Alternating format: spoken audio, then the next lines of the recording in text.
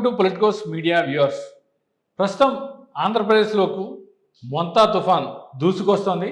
So ఈ కారణంగా ఆంధ్రప్రదేశ్తో పాటు ఇతర ఏదైతే తెలుగు రాష్ట్రాల్లో కూడా విస్తారంగా వర్షాలు కురుస్తున్నాయి. ముఖ్యంగా ఆంధ్రప్రదేశ్ రాష్ట్రాల్లో చాలా చోట్ల మోస్తరు నుంచి భారీ వర్షాలు, అతి భారీ వర్షాలు కూడా కురుస్తున్నాయి. సో ఈ మోంతా తుఫాను ప్రభావం ఎన్ని రోజులు ఉంటుంది, ఏ మేరకు ఉంటుంది అనే విషయాలను ప్రస్తుతం మనం విశాఖలోని తుఫాన్ హెచ్చరికల కేంద్రం వద్దకు వచ్చాం. సో ఇక్కడ ప్రస్తుతం మనతో మాట్లాడేందుకు తుఫాన్ హెచ్చరికల కేంద్రం ముఖ్య అధికారి జగన్నాథ్ కుమార్ గారు ఉన్నారు. ఆయన అడిగి మరిన్ని విషయాలు తెలుసుకున్నాం. సార్ నమస్తే. సార్ సార్, ఇప్పుడు చాలా మంది ఏపీ ప్రజలందరినీ కూడా ఒక అంశం చాలా వణికిస్తుంది. అదేంటంటే మోంతా తుఫాన్ వచ్చింది, సో ఏపీ అంతా కూడా విస్తారంగా వర్షాలు పడుతున్నాయి. సో దీని ప్రభావం ఎలా ఉంటుంది, అది ఏ దిశగా పయనిస్తుంది సార్? ఒకటి, ప్రకృతిని అర్థం చేసుకోవాలి, భయపడాల్సిన అవసరం లేదు. కాకపోతే తీసుకోవాల్సిన జాగ్రత్తలు అయితే తీసుకోవాలి. ప్రస్తుతానికి మోంతా తుఫాను నైరుతి బంగాళాఖాతం, దానికి ఆనుకొని ఉన్న పశ్చిమ మధ్య బంగాళాఖాతం మరియు దానికి దగ్గరలో ఉన్న ఆగ్నేయ బంగాళాఖాత పరిసర ప్రాంతాల్లో కొనసాగుతుంది. రాబోయే కొన్ని గంటల్లో ఉత్తర వాయువ్య దిశలో పయనించి ఈ మార్గం గుండా వెళ్ళే అవకాశం ఉంది. అంటే రాబోయే కొన్ని గంటల్లో ఉత్తర వాయువ్య దిశలో పయనించి పశ్చిమ మధ్య బంగాళాఖాతానికి వచ్చిన తర్వాత రేపు ఉదయానికి తీవ్ర తుఫానుగా మారే అవకాశం ఉంది. రేపు సాయంత్రం నుంచి రాత్రి లోపల తీరాన్ని తాకి తీవ్ర తుఫానుగానే అది తీరాన్ని తాకే అవకాశం ఉంది. తీరాన్ని తాకే సమయంలో అది 90 నుంచి 100, గరిష్టంగా 110 కిలోమీటర్ల వేగంతో గాలులతో ఉండే అవకాశం ఉంది. ఇది తీరాన్ని కాకినాడ పరిసర ప్రాంతాల్లో తాకే అవకాశం ఉంది. తీరాన్ని తాకే ప్రదేశమైన కాకినాడ పరిసర ప్రాంతాల్లో సాధారణ అలల కన్నా 1 మీటర్ ఎత్తు వరకు ఉప్పెన ఎగిసిపడే అవకాశం ఉన్నది. రాబోయే 3 రోజులు కూడా అత్యధిక ప్రాంతాల్లో తేలికపాటి నుంచి మోస్తరు వర్షాలు పడటంతో పాటు కొన్ని ప్రాంతాల్లో భారీ నుంచి అతి భారీ, 1-2 చోట్ల అత్యంత భారీ వర్షాలు పడే అవకాశాలు ఉన్నాయి. వాటిని సూచించే చిత్రాలను ఇక్కడ చూపించడం జరిగింది. ఈరోజు విజయనగరం నుంచి పొట్టి శ్రీరాములు నెల్లూరు వరకు ఉన్న తూర్పు కోస్తా ప్రాంతంలో ముఖ్యంగా భారీ నుంచి అతి భారీతో పాటు 1-2 చోట్ల అత్యంత భారీ పడే అవకాశం ఉన్నందువల్ల ఆయా జిల్లాలకు రెడ్ అలర్ట్ ఇచ్చాము. ఇక శ్రీకాకుళంతో పాటు ఈ పశ్చిమ ప్రాంతంలో ఉన్న ఈ జిల్లాలకు ఆరెంజ్ అలర్టు, రాయలసీమలో ఉన్న జిల్లాలతో పాటు తిరుపతికి కూడా ఆరెంజ్ అలర్ట్ ఇచ్చాము. పశ్చిమ రాయలసీమకి ఈరోజు ఎల్లో అలర్టు జారీ చేశాము. అంటే భారీ వర్షానికి ఆస్కారం ఉంది. అంటే ఎల్లో అలర్ట్లో కూడా భారీ వర్షాలు కురిసే అవకాశం, భారీ వర్షానికే. ఈ 3 కూడా భారీ నుంచి అతి భారీ, అత్యంత భారీ వర్షాలను సూచించే రంగులు. ఎల్లో కలర్ భారీ వర్షాన్ని, ఆరెంజ్ కలర్ భారీ నుంచి అతి భారీ, రెడ్ కలరు అత్యంత భారీ వర్షాన్ని సూచించే అవకాశం ఉన్న ప్రాంతాలు. ఇటువంటి రెడ్ కలర్ ఉన్న ఈ ప్రాంతం 2వ రోజున శ్రీకాకుళం నుంచి ప్రకాశం వరకు ఉన్న అన్ని జిల్లాలలో, తూర్పు పడమర జిల్లాలలో కూడా భారీ నుంచి అతి భారీ, కొన్ని ప్రాంతాలలో 1-2 చోట్ల అత్యంత భారీ పడే అవకాశం ఉన్నందువల్ల ఈ అన్ని జిల్లాలకు రెడ్ అలర్ట్ ఇచ్చాము. ఇక పొట్టి శ్రీరాములు నెల్లూరు, తిరుపతితో పాటుగా అన్నమయ్య, వైఎస్ఆర్ కడప, నంద్యాలలో 1-2 చోట్ల భారీ నుంచి అతి భారీ ఉండే అవకాశం ఉన్నందువల్ల ఆయా జిల్లాలకు ఆరెంజ్ అలర్ట్ ఇచ్చాము. పశ్చిమ రాయలసీమతో పాటు చిత్తూరుకు ఎల్లో అలర్టు ఇచ్చామంటే భారీ వర్షానికి ఆస్కారం ఉంది. సార్, అంటే ఇప్పుడు మనం ఈ మొత్తం ఈ చూపించే ప్రాంతాలన్నీ కూడా భారీగా రెడ్ అలర్ట్ ఉంది. సో ఇదంతా తుఫాను ప్రభావిత ప్రాంతమే. రాష్ట్రం అంతా కూడా 3 రోజులు తుఫాను ప్రభావంతో వర్షాలు కురిసే అవకాశం ఉన్న ప్రాంతమే. అంటే ఇప్పుడు ఈ జిల్లాలన్నిటికీ కూడా మనం అలర్ట్లు జారీ చేసాము. ఎస్. అంటే ఇప్పటికే రాష్ట్ర ప్రభుత్వం కూడా సన్నద్ధమైంది, తుఫాన్ని ఎలా ఎదుర్కోవాలి, ఇప్పటికే సహాయ కేంద్రాలు కూడా ఏర్పాటు చేసింది.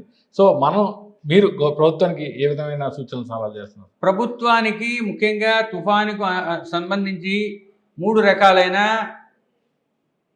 అట్మాస్ఫిరిక్ ఫ్యాక్టర్స్ ప్రభావితం చేసే అవకాశం ఉంది. ఒకటి, దీంతో అనుబంధంగా వచ్చే వర్షాలు, టారెన్షియల్ రైన్స్ అంటారు, భారీ, అతి భారీ, అత్యంత భారీ వర్షాలు. 2, గాలులు, తీవ్రమైన గాలులు, బలమైన గాలులు, ఈదురు గాలులు. ఇటువంటి గాలులు వీచే అవకాశం ఉంది. గేల్ విండ్స్ అంటారు. 65 అబోవ్ ఉంటే గేల్ విండ్స్ అంటారు. 65 కిలోమీటర్ల కన్నా ఎక్కువ వీచినట్టయితే ఆ గాలుల ప్రభావం ఉంటుంది. 3వది ఉప్పెన. 4వది ఉప్పెనతో పాటు వచ్చిన వాటర్ వల్ల కోస్టల్ ఇనండేషన్స్ అంటారు. అంటే తీర ప్రాంతంలో నీటి యొక్క ముప్పు ఉండే అవకాశం ఉంది. ఒకటి, ఈ ఉప్పు నీరు లోపలికి చేరిన, సముద్రపు నీరు లోపలికి వచ్చిన జరిగే ఉపద్రవాలను కూడా దృష్టిలో ఉంచుకొని ఈ అన్ని విషయాలని రాష్ట్ర విభాగానికి జిల్లా యంత్రాంగాలకి తెలియజేయడం జరిగింది. అలాగే శాఖల వారీగా వ్యవసాయానికి, మత్స్యకారులకు, ఓడరేవులకు, టూరిజంకు, రవాణా శాఖకు, రైల్వేకు అన్నింటికీ కూడా సూచనలు ఇవ్వటం జరిగింది. అంచేత సెక్టోరల్గా రాష్ట్ర ప్రభుత్వానికి పూర్తిగా, జిల్లా యంత్రాంగాలకు వేరువేరుగా సూచనలు, సలహాలు, హెచ్చరికలు జారీ చేయడం జరిగింది. ఇంపాక్ట్ బేస్డ్ ఫోర్కాస్ట్ ఇవ్వడం జరిగింది. అడ్వైజరీస్ ఇవ్వడం జరిగింది. ఏమి చేయాలో ఏమి చేయకూడదో కూడా చెప్పడం జరిగింది.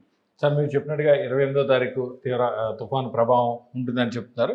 సో ఈ తుఫాను ఏ ప్రాంతంలో అంటే తీరాన్ని తాకనుంది, తీరాన్ని తాకే పరిస్థితులు ఎలా ఉంటాయి సార్? ఇందాక చెప్పుకున్నట్టుగా 28వ తేదీ సాయంత్రం నుంచి మధ్యరాత్రి లోపల కాకినాడ పరిసర ప్రాంతాల్లో తాకే అవకాశం ఉంది. కాకినాడ పరిసర ప్రాంతాలకు ఇరువైపులా ఉన్న జిల్లాల్లో భారీగా ఈ ప్రభావం ఉండే అవకాశం ఉన్నందువల్ల ఆ జిల్లాల్లో అత్యంత అప్రమత్తంగా, పెరిఫరల్ జిల్లాలు అంటే దూరంగా ఉన్న జిల్లాల్లో కొంచెం అప్రమత్తంగా ఉండాల్సిన అవసరం ఉంది. కాబట్టి సూచనలు వాటి యొక్క తీవ్రతను బట్టి, క్షేత్రీయ విస్తృతి అవకాశం ఉన్న వర్షాన్ని బట్టి మరియు మిగతా వార్నింగ్స్ను కూడా దృష్టిలో ఉంచుకొని సెక్టోరల్గా ఇవ్వటం జరిగింది. సార్, ఇప్పుడు ఈ వర్షాలు ఏదైతే తీరాన్ని తాకిన తర్వాత కూడా వర్షాలు పడే అవకాశం ఉందంటారా? తీరాన్ని తాకిన తర్వాత కూడా కొంతకాలం సైక్లోన్ గాను, కొంతకాలం వాయుగుండంగాను ఉండే అవకాశం ఉంది. తదుపరి ఇంకా ఉత్తరాది ప్రాంతాలకు వెళ్ళిన తర్వాత అది సుస్పష్ట అల్పపీడనంగా కొనసాగే అవకాశం ఉన్నందువల్ల ఈ అల్పపీడన ప్రాంతాల్లో వర్షాలు లేదా గాలులు ఉండే అవకాశం ఉన్నది. కాబట్టి తీరాన్ని తాకిన తర్వాత కూడా కొంతకాలం ఇటువంటి ఉధృతి ఉండే అవకాశం ఉన్నందువల్ల 3వ రోజు కూడా మీకు అత్యంత భారీ, అతి భారీ వర్షాలు సూచించడం జరిగింది. ఇక్కడ చూసినట్లయితే తీరాన్ని తాకిన తర్వాత అయిన 3వ రోజు కూడా చూడండి వర్షాలు ఉన్నాయి, భారీ నుంచి అతి భారీ వర్షాలు ఉన్నాయి. ఎందుకంటే తీరాన్ని తాకిన తర్వాత కూడా వర్షాన్ని కలుగు చేసే అవకాశం. అంటే ఇప్పుడు ఏదైతే స్ట్రాంగ్ అయిన అవడానికి ఏదైతే అల్పపీడనం, తీవ్ర అల్పపీడనం, వాయుగుండం, తీవ్ర వాయుగుండం, తర్వాత సైక్లోన్, సివియర్ సైక్లోన్ ఇలా వెళ్తుంది కదా సార్. సో వీకెన్ అయినప్పుడు కూడా సేమ్ అదే ప్యాటర్న్ లోనే అన్ని స్టేజెస్ దాటకపోయినా వీకెన్ అయ్యేటప్పుడు రివర్స్ లో. ఓకే సార్, అంటే ఇప్పుడు ఇది ప్రాంతంలో, కాకినాడ ప్రాంతంలో ఈ సంబంధించి ఫ్లాష్ ఫ్లడ్స్ అయ్యే అవకాశం ఏమన్నా సార్? ఫ్లాష్ ఫ్లడ్స్ కూడా ఇందాక మీకు చెప్పుకున్నట్టుగా ముఖ్యంగా కోస్తా జిల్లాల్లో, దక్షిణ కోస్తా జిల్లాలైన ప్రకాశం, నెల్లూరు, తిరుపతితో పాటుగా రాయలసీమ జిల్లాలన్నింటిలోనూ ఫ్లాష్ ఫ్లడ్స్ ఇది ఆకస్మిక వరదలు ఉండేట్టే ఉంది. తర్వాత విశాఖపట్నం, దానికి ఆనుకొని ఉన్న విజయనగరం జిల్లాలో 1-2 చోట్ల భారీ వర్షాలతో పాటుగా ఈ ఆకస్మిక వరదలు కూడా సంభవించే అవకాశం ఉన్నది. సార్, అంటే ఎక్కువగా ఏదైతే ఈ అక్టోబర్, సెప్టెంబర్ ఈ ప్రాంతంలోనే, గతంలో కూడా నవంబర్ ప్రాంతంలో కూడా భారీ తుఫాన్లు అనేది చూడడం జరిగింది. ఈ పర్టికులర్గా ఈ సీజన్కి ఏమైనా పర్టికులర్ అంటే మాన్సూన్ తర్వాత ఏంటి సార్ ప్రత్యేకంగా దానికి ఏమైనా? ఒకటి మనకున్న సీజన్స్ అనేవి లాంగ్ పీరియడ్ యావరేజెస్. అంటే ఏంటంటే చాలా కాలం నుంచి మనం పరిశీలించినట్టయితే ఈ విధంగా ఋతువులు ఉంటాయని తెలుగులో ఎలా చెప్పుకుంటామో, క్లైమటలాజికల్గా లేదా మెటీరియలాజికల్గా కూడా సీజన్స్ని డివైడ్ చేయడం జరిగింది. మాన్సూన్కు ముందు, మాన్సూన్ తర్వాత, అంటే మాన్సూన్ పూర్వోత్తర కాలాల్లో మీకు సైక్లోన్స్ ఉండే కాలం, దీన్నే బై మోడల్ అంటారు. మాన్సూన్ సెప్టెంబర్తో అయిపోయింది. అక్టోబర్, నవంబర్, డిసెంబర్లో ఎక్కువ సమయం 3 నెలల్లో ఎక్కువ సైక్లోన్స్ ఆ టైంలో ఫామ్ అయి ఉంటాయి. తర్వాత మార్చి, ఏప్రిల్, మే ఆ కాలంలో కూడా 1-2 సైక్లోన్స్కి అవకాశం ఉంటుంది. ఇది క్లైమటలాజికల్గా స్టడీ చేసినట్టయితే pre monsoon, post monsoon systems ఎక్కువగా సైక్లోన్స్ ఉండే అవకాశం ఉంది. సరే, ఏదైతే ముంతా తుఫాన్ ఉందో, సో ఇది దిశను మార్చుకునే అవకాశం ఏమైనా ఉందంటారా? మేము ఎంతో పరిశీలించిన తర్వాత, ఎన్నో సాంకేతిక నమూనాలను అనుసరించిన తర్వాత మేము సూచనలు ఇవ్వటం జరుగుతుంది. ఇప్పటికైతే ప్రస్తుతానికి అది కాకినాడ పరిసర ప్రాంతాల్లోనే తీవ్ర తుఫానుగానే తీరాన్ని తాకే అవకాశం ఉంది. Right sir, thank you very much sir.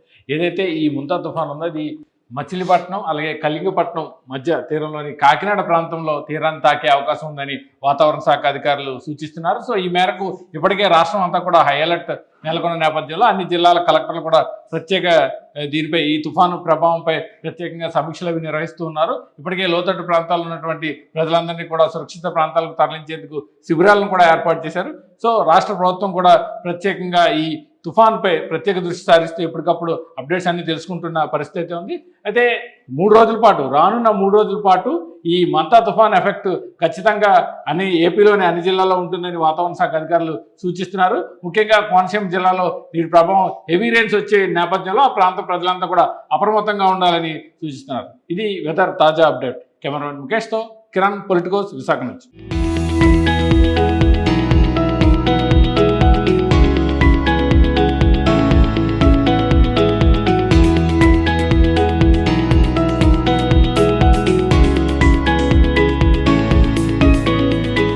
Please subscribe to the channel and download the Politicos app from the links in the description.